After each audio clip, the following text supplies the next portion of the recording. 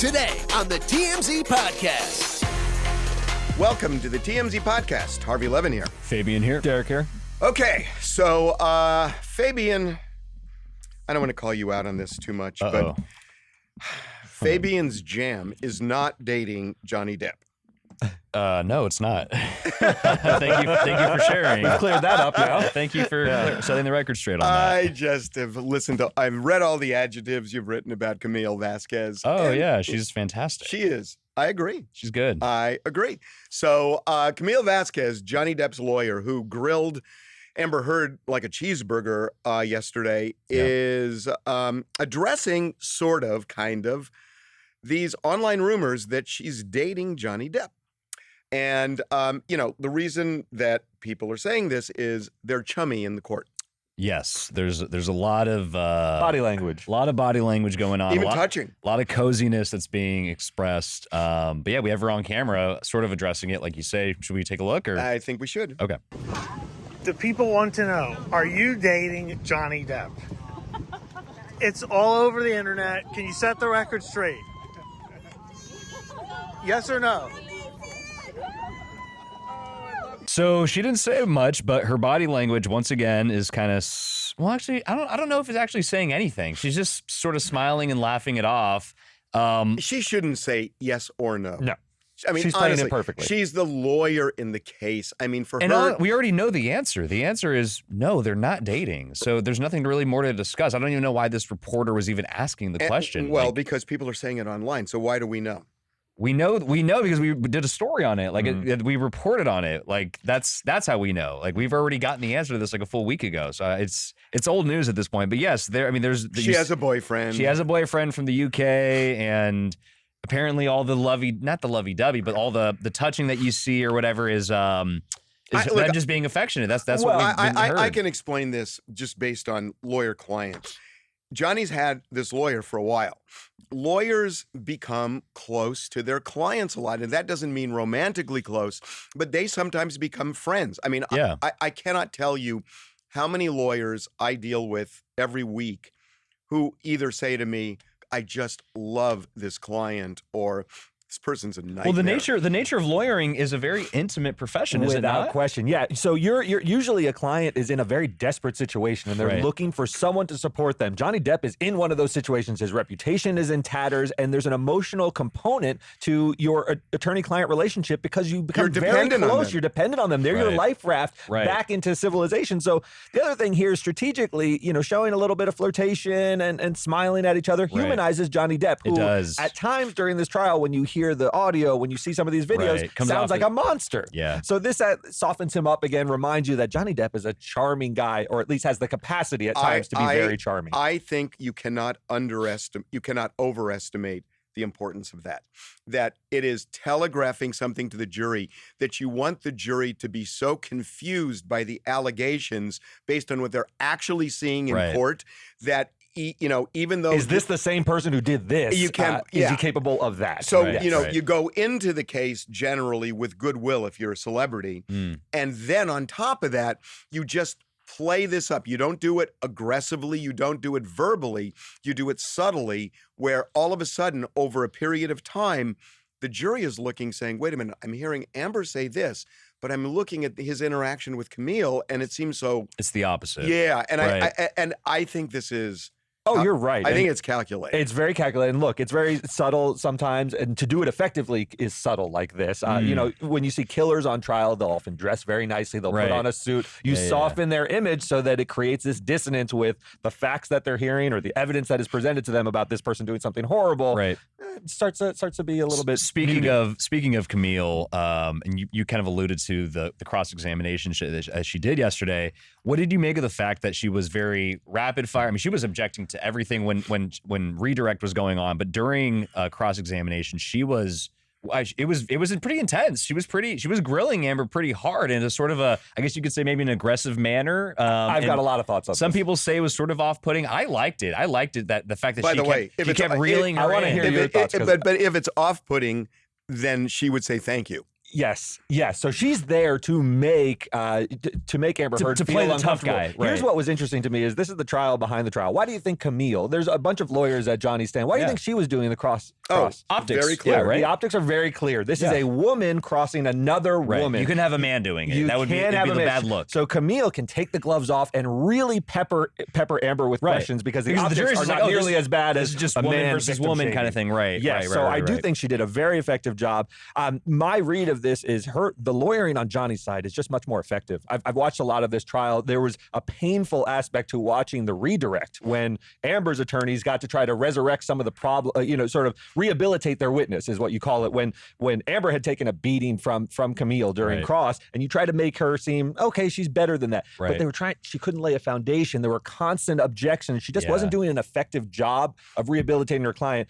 And I thought Johnny's team had a heck of a day. They really did. That point, they're very effective. To that lawyers. point, I agree that Elaine Benedroft or whatever her name is, I apologize. Right.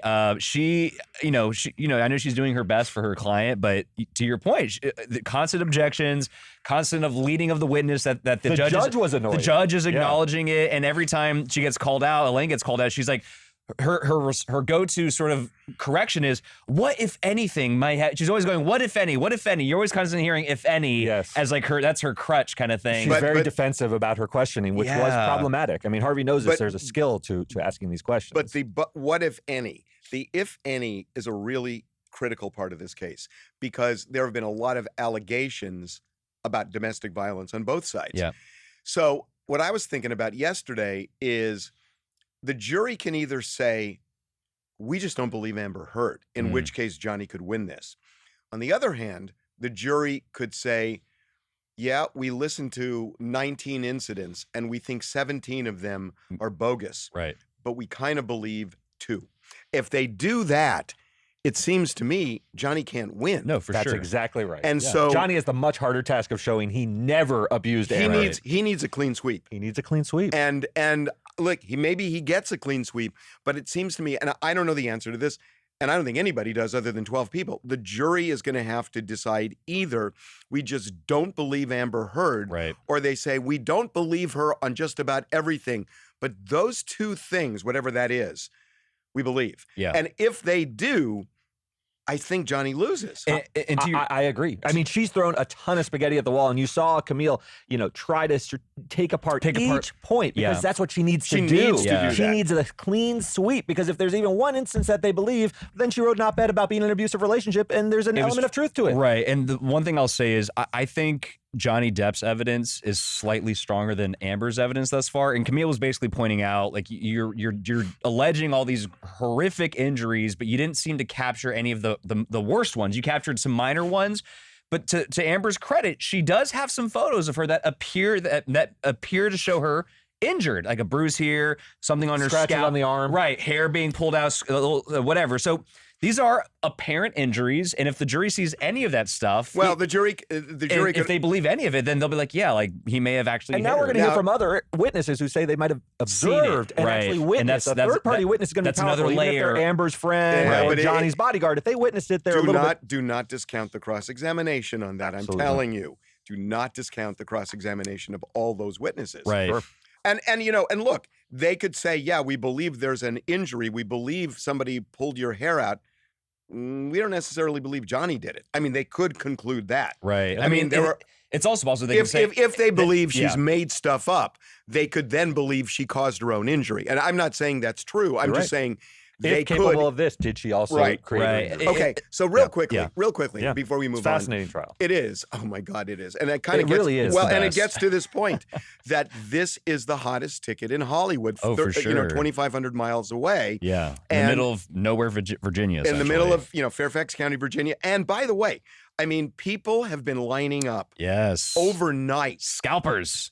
There are scalpers who have these wristbands. Right. And there's overnighters as well. And they're giving them away to people, or God knows if they're selling them. Right. But, the sheriff now has said people can't wait in line all night long. They literally we have a photo on our website. There's a sign that they taped up on the wall of the courthouse saying, before 1 a.m., do not camp out here. Do And not line up. And they were there at 10 o'clock at They night. were. It's like Black Friday. Yeah. People camping out to go to Best Buy or something like that. It's I need crazy. some context here. Was OJ Yeah, like I was this? just You gonna say. lived OJ. Were there scalpers? Were there lines around the block of LA Superior Court? I look, I just got to say, and You lived it. You covered it. there's nothing that compares to OJ Simpson. Yeah, it was a once-in-a-lifetime thing. It for really sure. is. I mean, that case stopped the country. And it stopped the country because it had every element. It was a true soap opera. It involved sex, violence, beautiful people, betrayal, Race An was escape, there. a slow Celebrity. speed Right. chase. Yeah.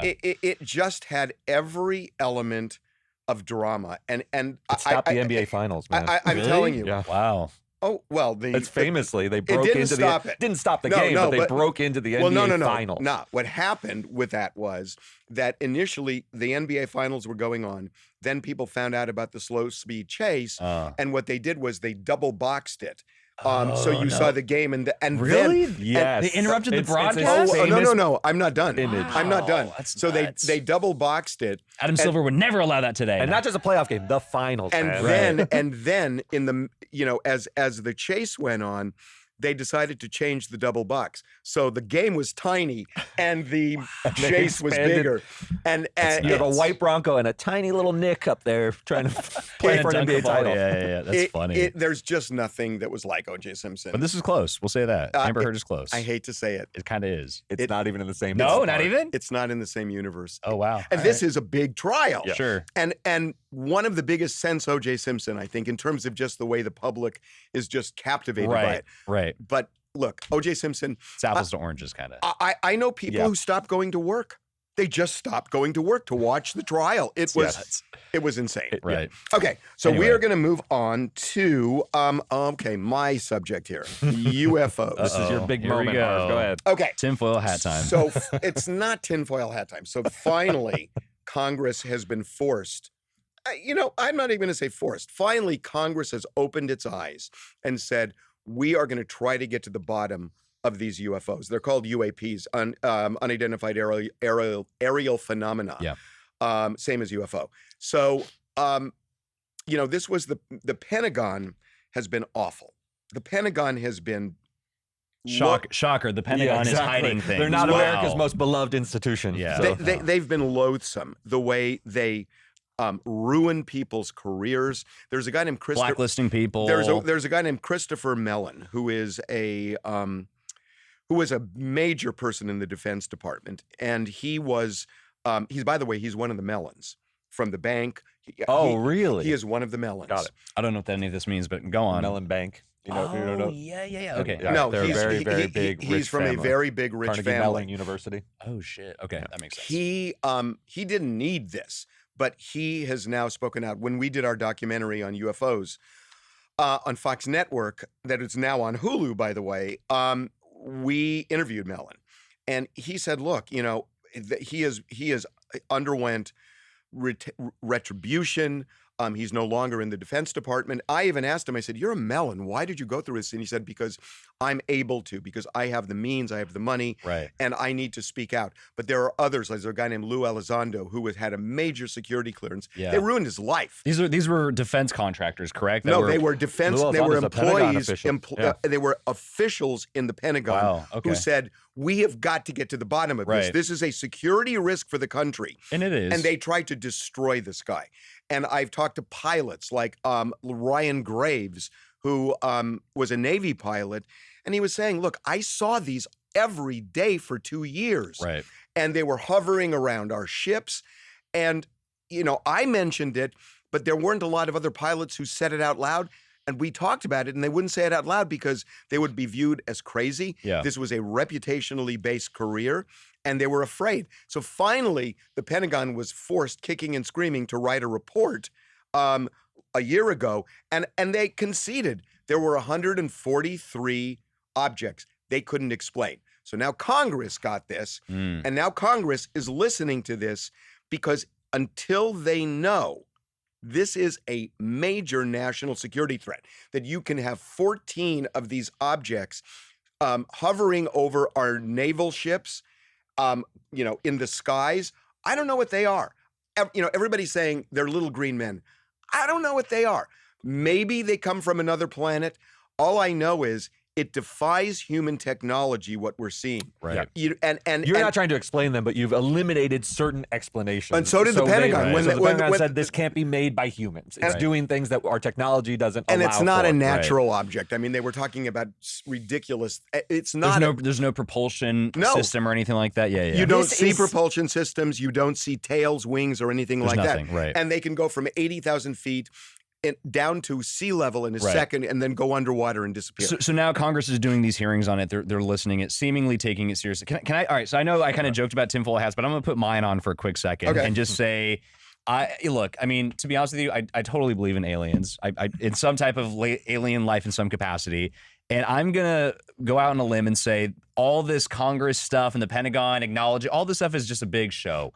Because I think our government is well aware of alien life. And to be honest with you, they're probably working with alien life behind the scenes and quietly. Like, okay, well, there's a whole thing about Area 51. You know what I mean? Like, I mean, if aliens do in fact exist and have visited our Earth, which they probably have, they've probably gotten in touch with our leaders and said, hey, let's work together. Let's do something. Yeah. You don't think the president has secrets like that? Of course he does. Well, of course they do. You don't want to panic the public. There have always been theories that's why you don't tell anybody about this, because it would cause an existential crisis within society. It totally would. People are like, what? Like, it's extremely scary when you think about it for us not to be alone. That would scare a lot of people. Well, certainly, especially if they have the capability to technically like annihilate us if they wanted to. To reach us. That's what I'm saying. We can't reach any of them, but they can reach us. Right. There's a lot of scary elements. Here's the problem with the theory, that you've got people right inside the Pentagon who are trying to sound an alarm, and they've just shut them down. There was no investigation of this until very recently. These things have been seen for 50, 75 years, but the Pentagon, Roswell, right? Yeah, Roswell, Area 51, yeah, all that stuff. They wouldn't investigate this. So I think what you said is logical, but it's just not true. And they would not investigate it. They buried it. They would go after people who talked about it inside the agency. So you're saying the government has turned a blind eye to all since the beginning?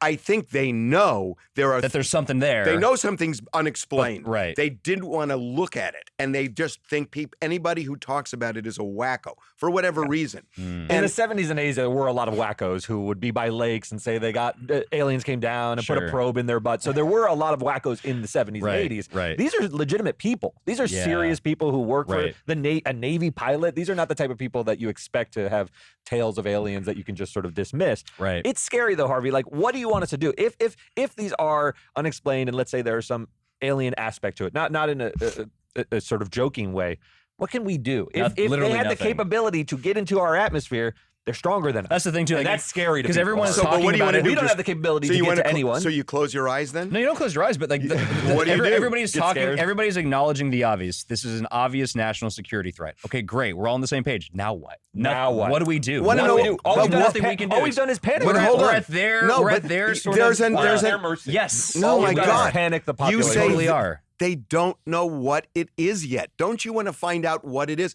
Maybe it's not. But we've eliminated humans and natural phenomena. I don't know. So now I'm scared. Look.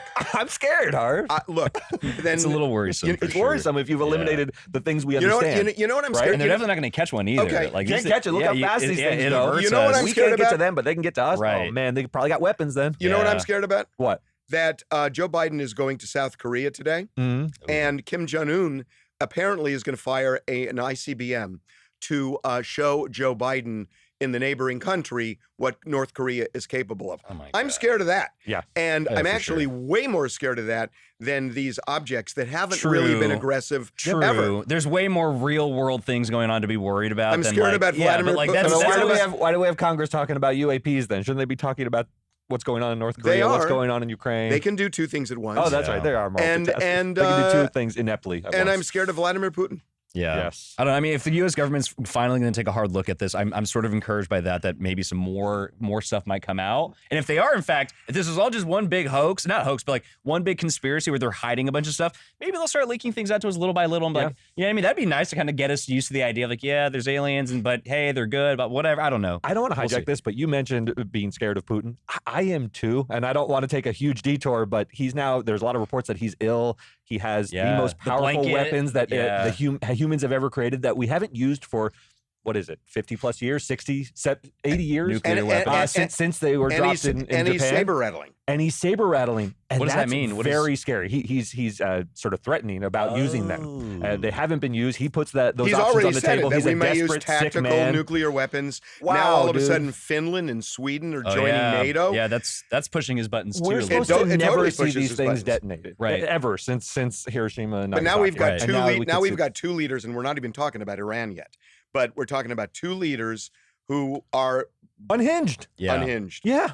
Anyway, And it's, we it's had one of the scariest times that no one sort of. And we Right. had a It third. feels like Cold War all frankly. over again. And we kinda. had a third, frankly. I am so relieved. Although, it's so weird. I'm so relieved Donald Trump is just not in that office right now, given what's going on with all these, the nuclear threats. Yeah, you need a normal person in there for sure. And You need a responsible person. And I'm Yeah. sorry if people are listening to this, but God, the people that Donald Trump is supporting right now, it's like, He's supporting Dr. Oz, by the way, your boy. oh no, well, I don't know if you want to talk about Dr. Oz, but the turn of the hard right-wing turn of Dr. Oz, he's out there in his campaign videos shooting guns. Yeah, he You're put not on the going to take hunting away. gear. He's gone full MAGA, and Trump has backed him. He has gone full MAGA, and Yeah, it's wild. and the weirdest thing is, he's not the most radical person in that race. Yeah, you're right. He's like fake. He's faking it. Well, in my no, opinion. But that no, race is scary. That race is a frightening. bunch of Pennsylvania. Yeah, it's frightening. But look, here's the reality. We're looking at, people getting slaughtered now with white supremacy. And the messages that he's sending, this, America First is a dog whistle. It's just a dog whistle, which is, what Trump's been propagating. And I got to say, I'm really concerned about what this country is going to look like next year. Yeah. I'm This year really- and in the next couple of years, so we'll see. Yeah, no, I think it's just really frightening. Should we talk about Elon Musk, or is that a good place to end it there? Yeah, let's end it there. Okay, that you know sounds what? good. No, let's end it on some higher note than this. Okay. You want to end it on the Big Mac guy? Why not? Okay. So we just put a story on the website that Don Gorski, this guy from Wisconsin, you may have heard his name if you watched the movie Super Size Me way Yeah. back in 2014. He Right. has the Guinness record for eating Big Macs. He ate 30,000 of them, and by I think it was 2017, he set the record. Ugh. And you would think you set the record, maybe you pick up a salad or two. He's just kept going. He's Yeah. now at 50 years strong. He eats at least one Big Mac, usually two A day?